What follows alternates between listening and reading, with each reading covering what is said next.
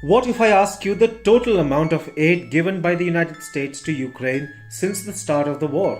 Chances are you may have lost count. $18.2 billion.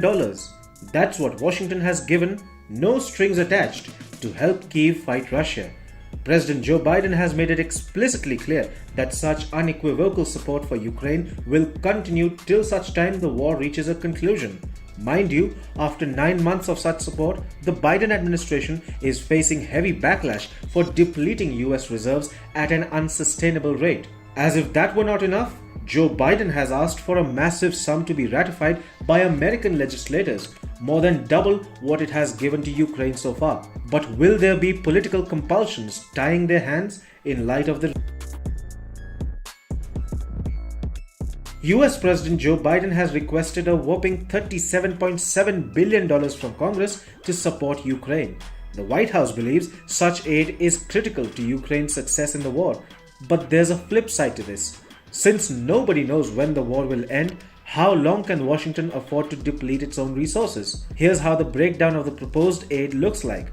$21.7 billion for military and intelligence support, $14.5 billion in humanitarian aid to keep the Ukrainian government functioning, $900 million for healthcare and support services for Ukrainians living in the US, and $626 million for nuclear security support to Ukraine and for modernizing the Strategic Petroleum Reserve.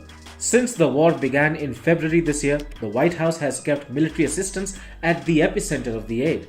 As per Kiel Institute's Ukraine funding tracker, the first military aid by the US to Ukraine was of weapons. 2 days after Russia invaded Ukraine, lethal and non-lethal weapons worth $3 billion were sanctioned by the US Presidential Drawdown Authority. The tracker also shows that since then, several aid packages worth millions of dollars have been going to the war-torn nation, or at least being committed to it. Tanks, M777 howitzers, HIMARS rocket launchers, you name it.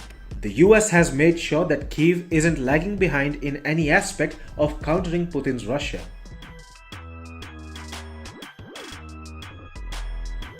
These demands come at a time when the US midterm results still hang in the balance. Adding a spring to Joe Biden's step, Democrats have won the Senate with a razor-thin margin. But the Republicans are within touching distance of winning the House of Representatives with a slender majority.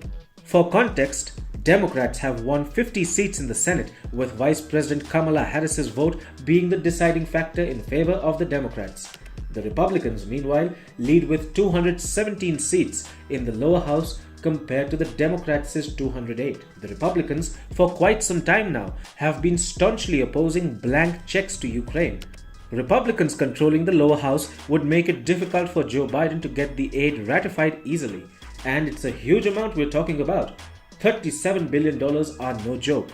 Even popular support for aid to Ukraine has been on a decline in the United States. Do you think the US will get such a large amount ratified by Congress easily? How long can Washington support